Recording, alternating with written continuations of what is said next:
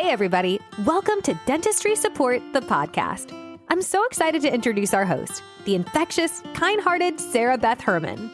Born with an innate passion for both dentistry and leadership, she's not just accumulated nearly a quarter century of experience. It's woven into her very being. Today, Sarah Beth celebrates being a 5-time CEO, and she's here to serve you some quick, impactful insights into the challenges our dental community and leaders in all industries face. Expect a little bit of flair, a few laughs, and you might even recognize a friend or two. The aim of our show? Practical wisdom and leadership with a servant's heart, delivered in just enough time for your commute or your morning team huddle. All right, without any further ado, let's dive into a chat with Sarah Beth. Do you remember when you wished so bad to be the manager? Or maybe when you thought the owner of a business should just pay you more because they're clearly rich and they can afford it?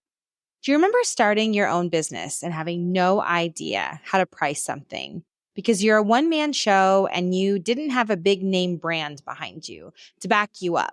And how could you charge for something? How could you even decide what that might be? Do you remember wearing 9 different hats on a daily basis to get your business off the ground? And before you knew it, the day was over and you completed exactly 0 things. Yeah, me too. This is our final episode of our first season of Dentistry Support, the podcast. What a gift it has been to be with each of you. This season, we started out with what I thought was so strong. We started at discussing some of the hardest conversations in dentistry and leadership, the soul of our own leadership, from dental office stuff to building mental toughness. And over 4,000 downloads later, you are here, choosing to be part of this podcast. And I am so grateful. I'm Sarah Beth, your host. And my goal for this first season was to get my feet wet in podcasting, hopefully find a passion here, and grow as a result of each episode. What I gained was thousands of new best friends who keep coming back to support me. And I could have never imagined that. We're going to get real about a topic that hits home for many of us at the base of business, the loneliness of leadership. It's not often talked about because as leaders, we feel a need to maintain this image of strength and control and this posture that we've got it all together. I think when we step back, we can really face the reality. Steering a company can be an isolating journey, and steering a team, it just isn't too different. So why do we feel this way? The weight of making decisions that affect not only our lives, but the lives of our employees and clients is overwhelming. We put this pressure on ourselves that is unbelievable. And while we need to keep a composed face, behind that, we're human. We fear, we doubt, and yes, we feel alone in all of these challenges that we have. It's like, man, if I let on for a second that I don't have my stuff together, no one's going to listen to me. No one's going to buy from me. I'm going to lose customers. What we fail to realize is how many people we gain by just being our authentic self. It is very hard to live and exist in a world, especially with social media, where people build a perfect life online for you to see. And then when they start to get into their own business development stage or starting a business, it's like reality hits them in the face that it's not all perfect and we don't know how to handle it. I want this episode to be a support system for you, to let you know that if you're brave enough to start that business, which I completely believe you are, do it. And when you're lonely or when you're scared or when you're freaking out, come back here because this is a place where you're going to learn, you're going to grow, and you're going to feel like you have a family around you that's going to support you in the good and the bad. I never knew what leaders ahead of me meant when they said things like, it's lonely at the top. Like, what do you mean when you say it's lonely at the top? And is that just a statement that really rich people say to get us to feel sorry for them because they make so much money, but they have no friends? Like, what are we getting at here? What's happening? What those leaders didn't tell me is that I would build a business and have people hate me because of something one of my staff members did. They didn't tell me I'd create a social media campaign about what my company does And then a client of mine who'd been with me for 5 years would suddenly stop services with my company because they found out that we weren't following them on social media and they received one of our ads. They didn't tell me I would hire family and that family would quit working for me, or that I'd hire family and have to fire them. They didn't tell me on my worst days in business, I'd have no one I could talk to about my stress because I had 0 people in my circle that could understand a 1-day 5-figure loss or a 1-day 5-figure win and not think I was so rich that they deserved part of it or so rich that I shouldn't be complaining. So how do we manage this? For me, it has been the most important thing to build a network of peers. Even if everyone in my network is not at my income level, below it, or above it, no matter where they stand, having that network meant everything. For me, it also meant other business owners who understand the unique stresses of my roles being part of that. We're here to network. We share our experiences. We support each other emotionally. We share in the good and the bad. We discuss all of that. Mental toughness has been something so important to me to learn to get a grasp of. Now, when I say that I have mental toughness or I have strong emotional intelligence, that doesn't mean that I never freak out. It doesn't mean that I never have anxiety. It doesn't mean that I get down on myself. It means that when I do, I figure out and I've learned how to get myself back. It might take me a couple of hours, but I can do it. And I am trusting that the more you'll listen to me chatter with you about all these different things I've learned in business, you'll learn those same tendencies. For you, mental toughness might be establishing a mindful practice, seeking out professional mentoring or coaching, or maybe just making sure you have time to decompress outside of what your work looks like. Having a community within our own industries is so important. Every single person I mentor, we talk about this. What are you doing to be part of your community? Oftentimes, what I hear when I mentor others, no matter what industry, they tell me it's a drama-filled industry. They don't want to be part of any sort of community that has any other business owners that are like them. They want to steer as far away from it as possible. I get it. Dentistry is that way too, in my opinion, but every industry is.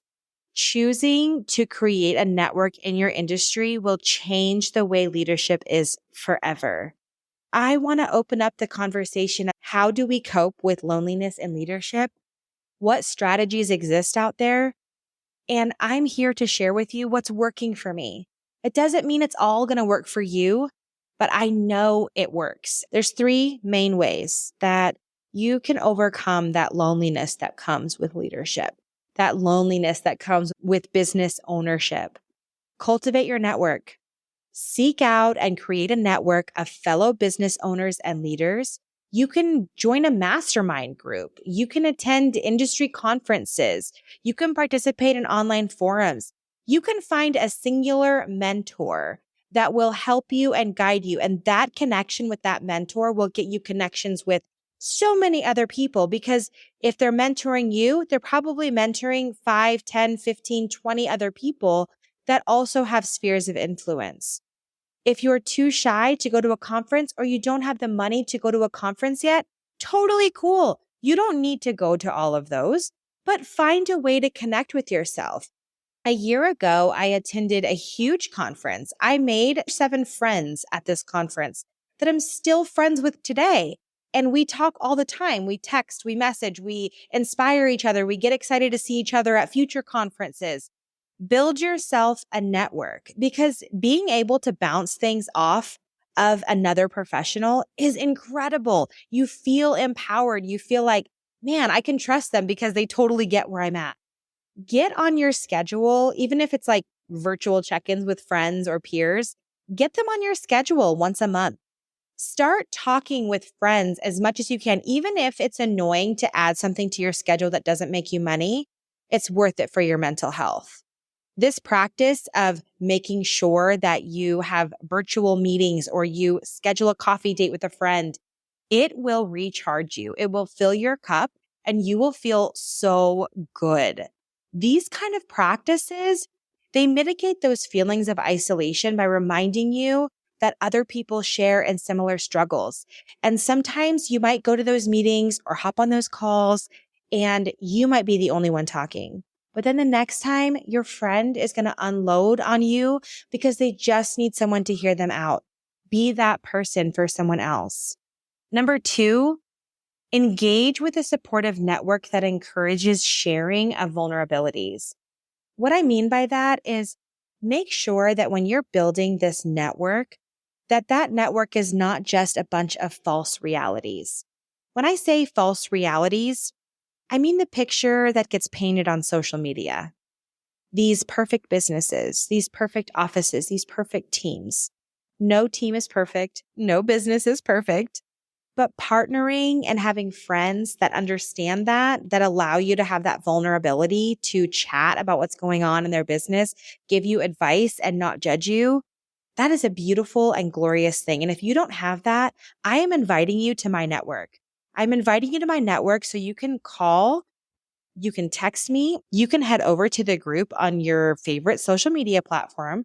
You can chatter in there. Hey, you know what? I just had a really tough day and I just need to be able to vent. Cool, vent. Post anonymously. I don't care. Whatever you need to do, get it out of there. Schedule a call with me. Let's chat.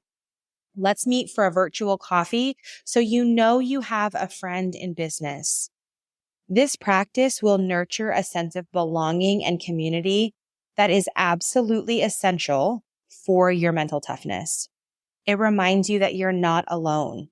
When you prioritize mental and emotional well-being, it changes everything about how you handle business in the future. I love to exercise. I find it to be very soothing, very peaceful for me. In fact, I have a walking treadmill, and halfway through the day, I get up from sitting at my desk and I go to the walking treadmill. I grab my laptop, I grab a glass of water, a hair clip, and I walk while I work for about 90 minutes. It is glorious. It makes me feel productive. I'm working, I'm getting things done while simultaneously doing something healthy for my mind. Then once or twice a week, I attend a various type of workout class where I'm with other people that are familiar to me. That might be a cycling class or a yoga class or a Pilates class. These are things that I can't even focus on what's going on with work or my personal life because those things require my energy and attention and they're active. I'm moving. I have to pay attention to an instructor. They provide a necessary break for me. It reduces my own feelings of isolation because I literally work from home. Even though I work from home, once or twice a week, I go to a local coffee shop that I'm a regular at. And I have a cup of coffee and I work for a couple of hours. It's glorious. I love it. It takes me out of my environment, in with other people. Even though I'm still working, I'm around other people. Consider therapy, coaching, getting some sort of external person to provide professional support for you so that your mental health is not impacted. When you make the choice to prioritize your well-being, you develop emotional resilience, enabling you to face business challenges without succumbing to feelings of isolation or burnout. Mental toughness is not just about enduring hardships, but also knowing when and how to seek help. You are reinforcing the idea that seeking support is a strength, not a weakness, and you're training your mind to think that way. Number 3 is to foster an inclusive and supportive company culture. So if you are a business owner, start today creating a culture that values open communication and mutual support, where your employees feel comfortable sharing their ideas and their concerns. When you do this, it reduces feelings of isolation at the top by creating a team unity just below. Have regular team building activities, feedback sessions that encourage interaction beyond work-related tasks. You will now be building relationships and understanding within your team. By nurturing a supportive company culture, you not only combat your own feelings of loneliness, but you also build a resilient organizational structure where team members feel valued and understood. This is so important. When I created Dentistry Support, I always wanted to make sure that we had ways that we honored our team members' successes other than just saying you did a great job. When you have a whole team of remote employees, it is very hard to keep engaged, remove that feeling of isolation, honor people in specific ways. So we have several different things in our organizational structure that help our team members feel valued. One of those is we have a kudos board. Whenever one of our clients gives a compliment, says thank you, does something out of the blue that acknowledges the hard work of our team, we have a submission board for this. That submission gets entered in and it automatically gives an alert to everyone in our company that someone in our company was praised, who it was, and who their leader was. It is a great way that we all stay engaged together. We have this amazing collaborative environment. Everybody feels valued. We also take those, throw them on our website. We have an entire announcement system for anniversaries and birthdays and successes in our company. We created a little mascot in our company called our Alert Monkey. And he announces and celebrates all of the things within our team for our entire company. As soon as there is an announcement that we have, it literally alerts everybody in our organization to celebrate that person. Brainstorm with your team things you can do to set you apart. And remember that the journey of leadership and business ownership is inherently challenging.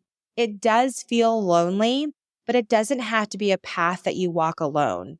As you choose to build a network of peers, prioritizing your own mental and emotional well-being and fostering a supportive company culture, you actually transform your loneliness into an opportunity for personal growth and a deeper connection with others. These strategies not only help in building mental toughness, but also ensure that you're setting a strong foundation for a supportive and resilient business community, and that your focus on generational leadership is at the very top of your priority list. Because while all of these actions I've shared with you today equal you being a stronger or mentally tough leader, it also subconsciously is training your team members on how to act. As I think about all of the things no one told me about the loneliness of leadership, I just thought about a few more things they never told me. They never told me I'd hire over 500 people. I'd stand on stages and speak to thousands. I'd help dentists in every single state nationwide build their dreams. I'd help families in third world countries get out of poverty and build their first time home, buy a car, put their sons and daughters through college. They also didn't tell me I'd change the way dentistry looks at a community. You see, all the loneliness in business I ever felt turned out to be the best things for me because of the life I was gifted to see.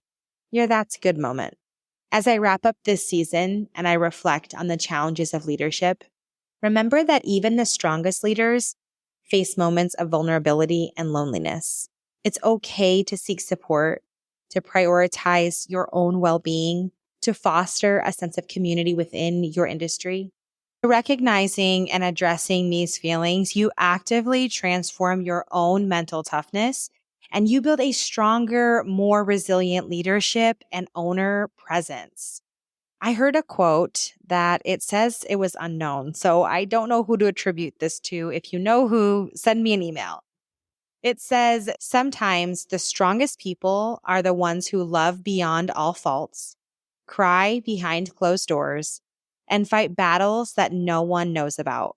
As we take a break before our next season, I want you to remember that you are not alone in your journey as a leader. Reach out and connect with me. I'm here for you. I am your best friend in leadership.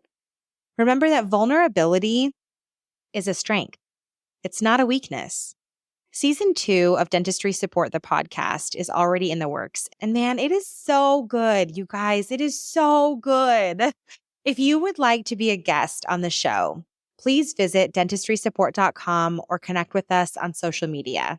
In just a few short weeks, we are returning with more discussions, more inspiring stories, guests you are just going to love, with viewpoints that you can't even imagine they have. Until then, take care and continue to lead with courage and compassion. Thank you for tuning in. I'll catch you in season 2 of Dentistry Support, the podcast. A big thanks for tuning in to this episode of Dentistry Support, the podcast. If you've got stories to share or want to be a part of the ongoing conversation, join us on our Facebook group, The Dental Collaborative. Looking to connect or to be a guest? Head over to dentistrysupport.com, or you can find out more about Sarah Beth at sarahbethherman.com. Also, if you can spare just a second, please feel free to rate, subscribe, or leave a review wherever you listen to your podcasts. That helps others find the show, and we greatly appreciate it. Let's keep building generational leadership. Thanks again, and we'll catch you in the next episode of Dentistry Support, the podcast. Until next time.